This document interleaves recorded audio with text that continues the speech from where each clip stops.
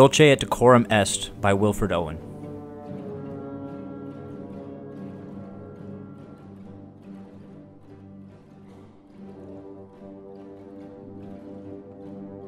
Bent double like old beggars under sacks, knock-kneed, coughing like hags, we cursed through sludge, till on the haunting flares we turned our backs, and towards our distant rest began to trudge. Men marched asleep. Many had lost their boots, but limped on, bloodshod. All went lame, all blind. Drunk with fatigue, deaf even to the hoots of tired, outstripped 5 9s that dropped behind. Gas! Gas! Quick, boys! An ecstasy of fumbling, fitting the clumsy helmets just in time. But someone still was yelling out and stumbling, and floundering like a man in fire or lime. Dim through the misty panes and thick green light, as under a green sea I saw him drowning. In all my dreams before my helpless sight, he plunges at me, guttering, choking, drowning. If in some smothering dreams you too could pace behind the wagon that we flung him in, and watch the white eyes writhing in his face, his hanging face like a devil sick of sin, if you could hear at every jolt the blood come gargling from the froth-corrupted lungs, obscene as cancer, bitter as the cud of vile incurable sores on innocent tongues, my friend, you would not tell with such high zest to children ardent for some desperate glory the old lie, dulce et decorum est, pro patria mori.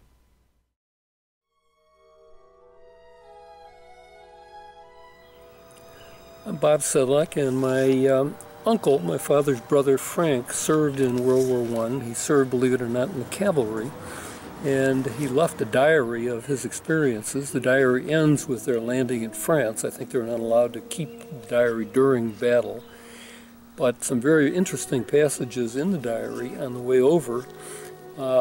He notes on February 11th, 1918, that 2 submarines sighted, convoy breaks up. After leaving us, one of the ships are sunk, the Normandy Hall, outside of us sunk at 2:45. Sunk in an hour and 55 minutes. No one saved. About 200 yards north of us. All of our boats scramble for life preservers, but go about things coolly. And then landed at Brest, France, somewhat after that.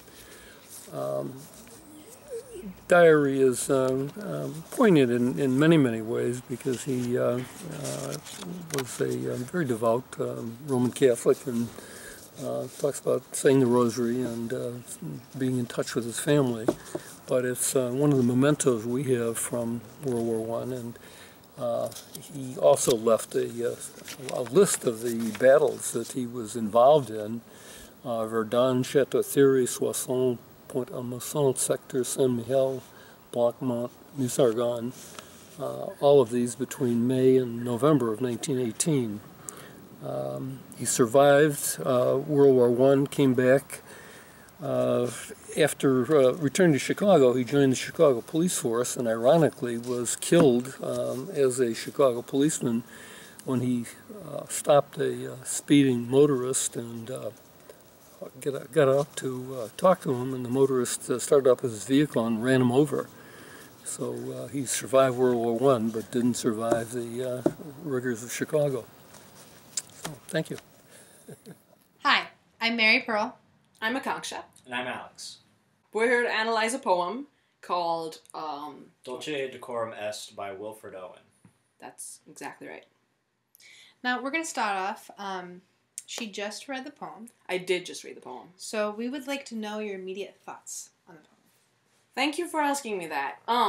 This is a poem that I had never read before, which is, makes me feel like I failed as an English major because 4 years and I haven't read, I've read some other Wilfred Owen First World War poetry in my modern poetry class, but never this one. But I have to say, immediately it was very depressing, as, that's kind of the point of it, I think. And I was really interested. I just read a little bit about the background of it as much as I could on Wikipedia, but that it was in response to a civilian propagandist called Jesse Pope, who's a woman, and, you know, it was just because she was all about, this is a little quote, she was just like, oh, who's for the game? The men should go and sacrifice themselves with such high zest. And if they're not doing that for their country, then they're failing, you know, they're, like, letting their country down, and they're, sorry, I'm totally taking over this. But I thought that was really interesting that this was a response as to how it actually is to be in the war. It's not as romanticized, and it should not be as romanticized and glamorized as it is. And what I also thought was really interesting was that the response was to a woman who wasn't, you know, women weren't going out and serving in war, so it says a lot about feminism and stuff like that, I guess, in a way. So, yeah. So, after reading the poem, do you think, as yourself, as a poet... Am I a poet? Well, you write poetry. Thank you. You do. Make it would you write such a poem as a response to somebody, some propaganda that you would see today? Would you be as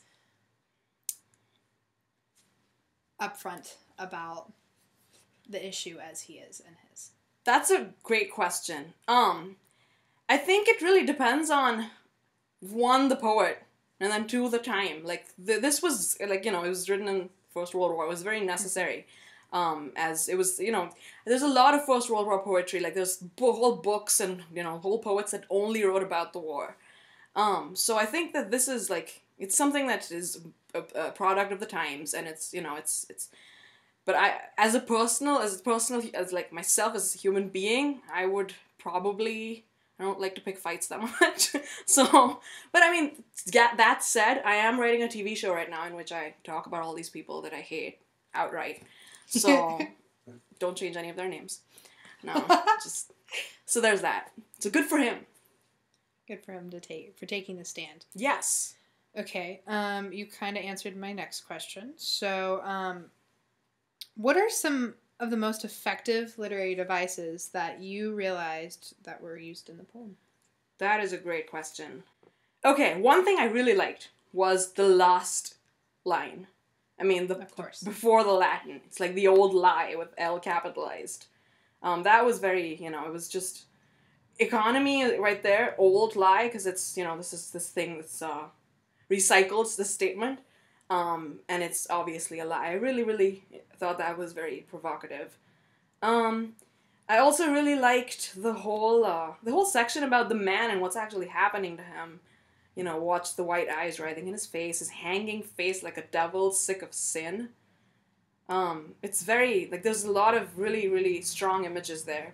Very descriptive. Yeah, they're just, you know, just like you can see it in your mind's eye that this man is just like haggard and dying at the hand of this brutal war, and you're telling him that he's a martyr and that we should aspire to be like him when he's not really having the time of his life. May I input here real quick? Please. Do you think I personally think it's very effective. Yes. How gratuitous and grotesque it is.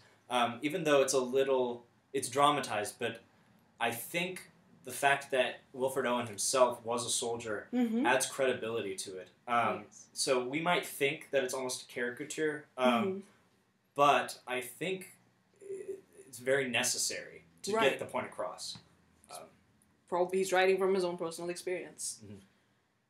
The best place to write from, write what you know. Yep. Very true. I mean, it's kind of a cliche also. It is, but... It's cliche for a reason. There you go. This one's awesome smart. I don't know. Let's talk about what you thought. And your experiences, because I know you both have read this poem several times before I have. Does it change your reading of it every time you read it? Do you feel like as you've grown along the years, you know, you've come to see different things in it, explore different things? I personally hadn't heard the poem until Alex pointed it out the other night, and he read it to us, and it was so effective for me because it was this point of view that I had never heard before. We talk about war and how awful it is, and then we talk about soldiers and how amazing they are, and then we hear stories of these courageous people and these courageous things, and then hearing the story of one soldier where he didn't feel as courageous. He felt almost, you know, completely awful for it and how awful the experience was. To me, that was really moving and it was very effective, and I had cold chills while Alex was reading it. And it was just, for me, so impacting, like, just to hear the words and kind of take them into perspective. What I find interesting about this poem, so every time you read it, you can also, you sort of pull back different layers. It's explicating a poem, which, if you use the honest Latin translation of explicate, which means to unfold. So can I see that really quickly? Yes. What I particularly like is the use of consonants. Particularly, like you mentioned before, where was it? His hanging face, like a devil sick of sin, and the guttural sounds and the hissing, and on top of just the beautiful visual allusions, you also get the sounds too. So it really just transports the reader. So I thought that was beautiful. Right. Exactly, especially since he's talking about gassing. It's like, you know, bringing, thank you, just rendering the image more impactful via words. What I also thought was interesting was the choice of words. There's an urgency behind them. Just very upfront. Yeah. Just honest words. He doesn't really mince words here. Right. So I thought that was interesting too. The fact that this is written in the middle of the war. Right. And so the sense of urgency and how imperative it is, very imminent. So. Yes. I got it. It was it was about how, you know, like we talk about, okay, and everyone who goes out to war is brave beyond belief and is a martyr and all these things, but we don't really, you know, we don't discuss this as much because it's it's an uncomfortable subject. How many people are forced to go into war? Like the way he says, he sees this man drowning. This guy doesn't seem to have any options.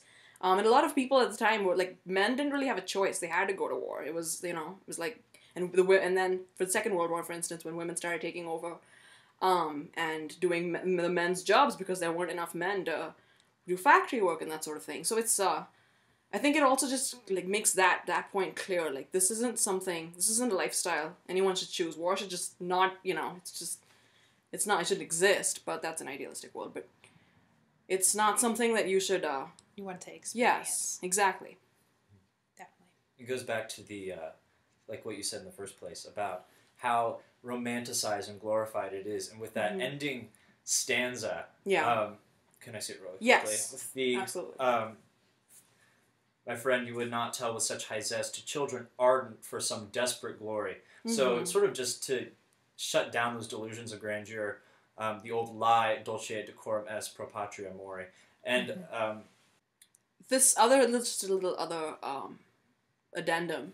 I don't know why I keep thinking of this, and it's a very contemporary film, completely set in a different location altogether. It's set in Brazil, talking about City of God again, in the favelas of Brazil.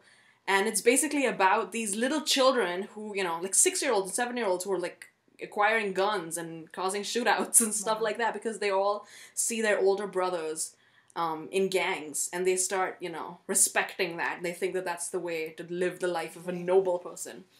And that's exactly what this poem reminds me of, even though it's like generations apart, which is cool. It's a repetitive issue and a repetitive... It's a timeless topic. Yes. Basically. Very true. Well, thank you guys for introducing me to this poem. Well, it's a great way to... speaking with us about it. Thank you. I'm really honored. And like I said, Wilfred Owen is a cool-looking guy. He really That's is. him. He's a hat on. He looks... Pretty stunning. Yes. Respectable. All right. Well, I think that's really all we had. Yes. So, thank you very much. Thank you for watching.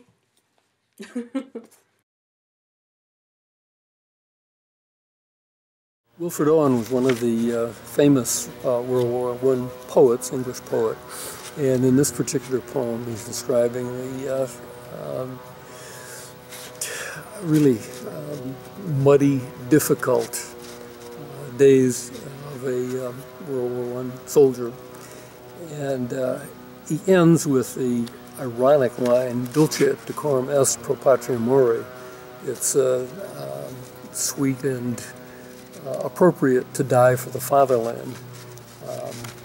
Many young men in 1914, 15, 16, 17, 18 went off to World War I believing Dulce et Decorum Est per patem more. But I think their experiences were quite different from sweet and appropriate. They became grim and brutal experiences, as most of the poem suggests. It's a really excellent summary of experience in World War I. Thank you.